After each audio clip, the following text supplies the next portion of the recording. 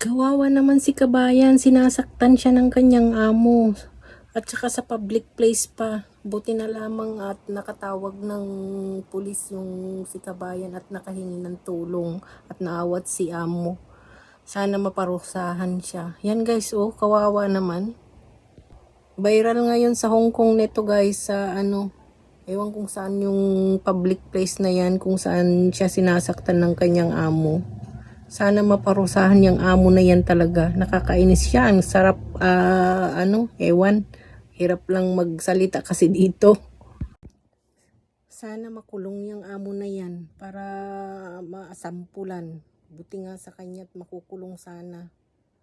Nakakainis talaga yung among yan. Nako, sarap tirisin. Ewan ko.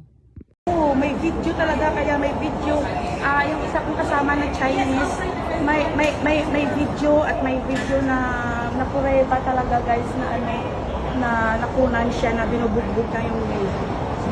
Tingnan mo naman yung tsura niya, oh, parang normal naman. Buti dito guys, ang pulis talaga is bias. Anong bias? Yung fair.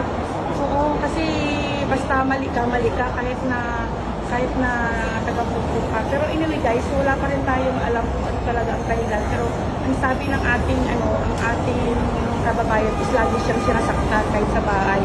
So mabuti na sa labas sila at nang sinasaktan na siya, nakatawag siya ng pulis.